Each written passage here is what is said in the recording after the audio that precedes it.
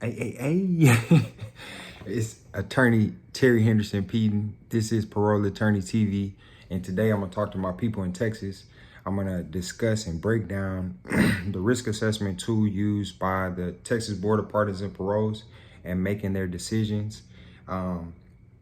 First and foremost, we got to consider the role of the parole board and what their job is. Their job is they're law enforcement. So their job is to ensure public safety through making the best possible decisions on who to release onto parole based on whether or not they're a threat to the public. So with that said, these set of criteria and guidelines we're going to break down and discuss are not determinative, in that if a person scores low, doesn't guarantee that they're going to be released. And if a person scores high, doesn't guarantee that they're going to be denied. But instead, it's supposed to have and provide to the parole board and to the inmates a set of objective criteria and consistent criteria that can be used to evaluate all the inmates in the system and all the inmates coming up for parole.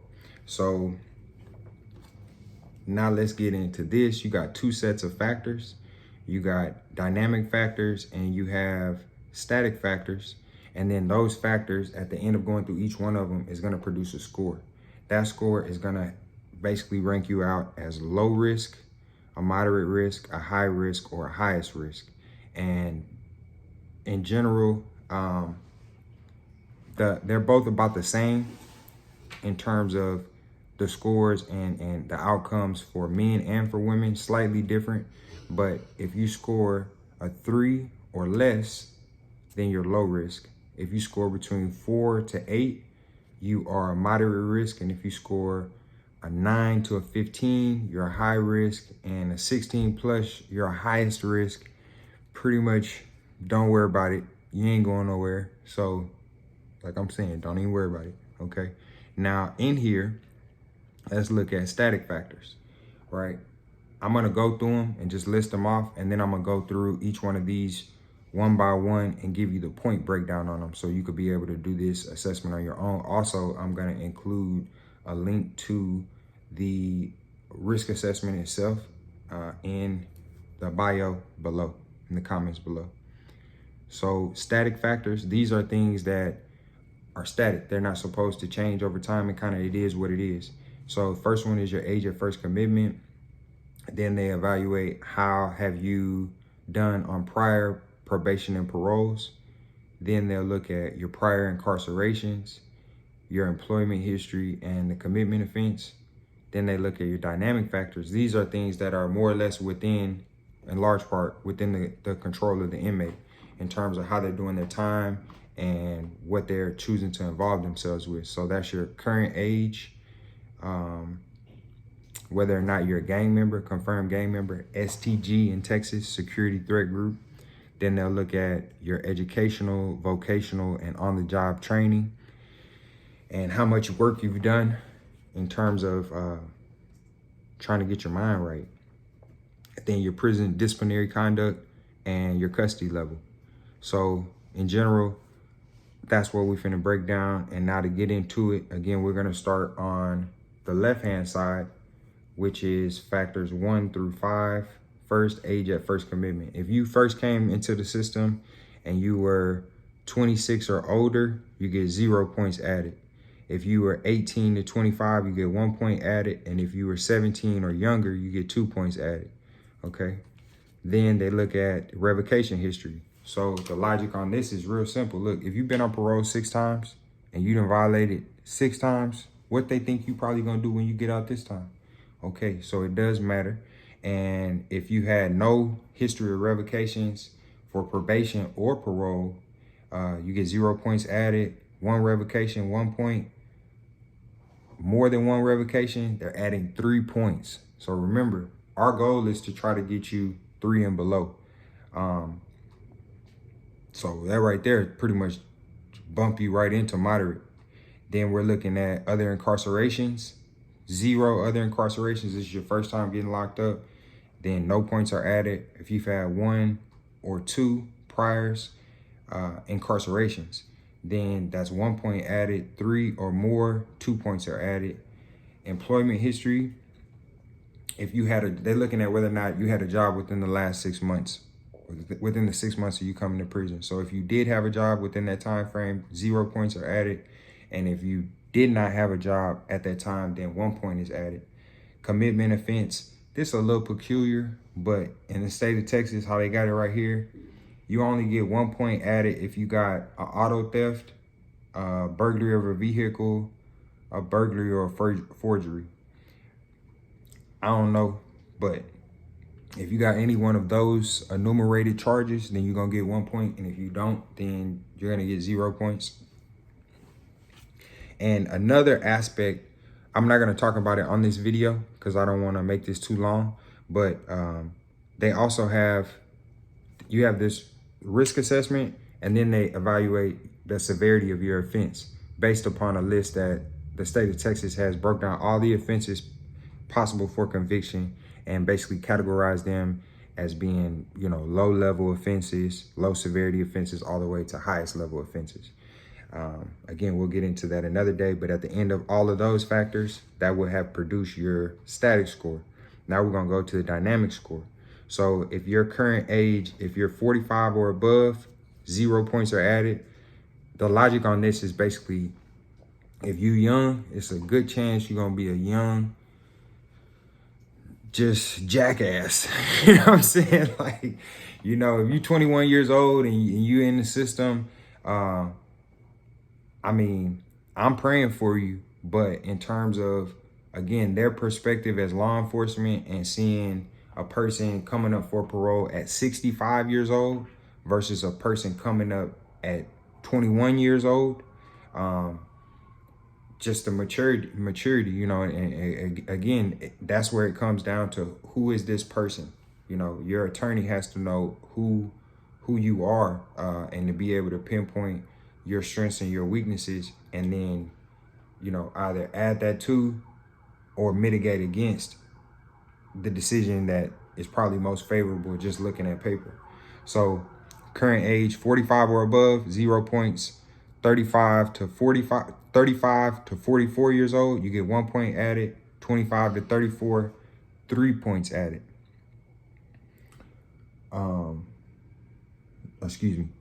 25 to 34, you get 2 points, and then 25 or younger, 3 points are added. Security threat group, either you are or you're not. If you're in Texas and you are a confirmed member, you know what the grad program is. Again, they know where you are. They know where you're gangbanging if you're in the penitentiary, okay? Versus they turn you out on the streets, they don't know where you're gonna be gangbanging at. So if you are STG, you get 2 points added. And if you're not STG, then you get 0 points. If you were a confirmed gang member, then you need to call us so we can give you a little bit of information on the grad program and what that looks like and the implications it could have on your parole. And next, they're gonna look at completed educational achievement, on the job training, and vocational skills. Look, if you're one of my clients or you're considering hiring me, you need to max out every single course and program they have available to you, because it's gonna greatly increase your chances of parole. So if you're down there listening to somebody telling you, or whatever influence you're hearing from someone discouraging a person from taking the programs, they're wrong. That's not correct. And to be honest with you, therapy in the free world is not cheap. So if you could be in prison and get the therapy that you need to get your mind right and be successful when you come home, I say you should capitalize on that opportunity, right? Okay, so if you here, it's within this, it's real simple though. They're gonna consider that in the decision-making process, but in terms of this score, they're looking at, do you have a GED or not? Very basic. If you do have a GED, yes, I have one, 0 points are added. And if you don't have one, 2 points are added. So do you think it's worth it? Again, 3 is the low. So if they're gonna add 2 points just for you not having a GED, go take a GED, right? And if you feel like a person might have a mental impediment, go try it 2-3 times. So then that way I can go to a parole board and say, man, this person, they won't even let them sign up for GED anymore because maybe they do have a mental impairment or a disability. You know what I'm saying? Next, disciplinary conduct. They're looking at the last 18 months. If you got one case within the last 18 months, points is getting added, right? This metric here, a little bit confusing, but more or less, they're gonna look at your disciplinary within the last 18 months. And not only within the last 18 months, they're not gonna be fooled by the fact that you knew you were coming up for parole, so you chose to lay low. But for the past however many years, you've been in there being big baller, shot caller, you know what I mean? And trying to run the yard and do all that type of stuff. So they're not going to get no game run on them either. But in terms of your disciplinary conduct, it does make a big difference. And it is something that has to be discussed. It's either going to be discussed in your favor or it's going to be discussed as something that's being used against you. But again, our perspective and job is to mitigate the negative things down and highlight the positive. So if you get good time, they say 0 points are added. If you've been demoted in line class within the last 18 months, 1 point is added. If you have been demoted below your entry level, then 2 points are added. If you got a 0 balance of good time, 3 points are added. But again, some people are not eligible for good time, and that doesn't necessarily mean that you're going to get 3 points just because of that. They understand it. Again, my job going there and argue it for you. Next and the last factor is your custody level. So again, you being in G4 for all this time and making no efforts to move down in custody and improve your job and your vocation and your just all of those things necessary is either going to help you or hurt you. And if you're a minimum outside trustee level 1, G1, that is 0 points added. If you're minimum in, protective in level 2 or level 3, 1 point is added, meaning basically you're G2. And if you're medium, close, or admin seg, then you get 2 points added. And peep that. That means if you're medium, so if you're G4, G3, you still getting the same points added to you as if you were in G5. So it does make a difference. Get your custody level right before I tell you something, okay? Now, boom, they're going to add up the first, 5 factors we went through, static score. Second, 5 factors, dynamic score. Add those together. Then that's going to produce your risk assessment score. Then you're going to categorize that. 0 to 3 points, low. 4 to 8, moderate. 9 to 15, high. 16 plus, highest. And, you know, that's what it is. This is Parole Attorney TV.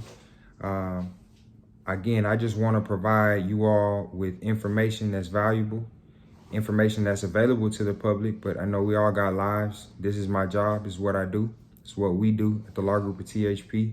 And, you know, just returning to 1 point, I just want to leave y'all again with this. Just because this risk assessment score says low doesn't mean that you're going to make parole. Not to say you don't deserve it, not to say you're not ready, but it's not that cut and dry. And the same applies for individuals with high scores. Doesn't mean that you're going to automatically be denied. For example, a person could have been in prison for 45 years and be a prime candidate for parole because they wouldn't hurt a fly. And if you don't have the representation in that hearing, you know, you're just leaving it up to 50-50 chance and the prospect that hopefully these 3 people agree exactly to your outcome, which is up to you to decide how likely that is to happen. But I hope y'all have a great day. Thank you for listening. This is Parole Attorney TV. I'm Attorney Terry Henderson Peden. That's my real name, man. That's my government name. I'm not lying. Okay. I'm gonna see y'all next time. Peace.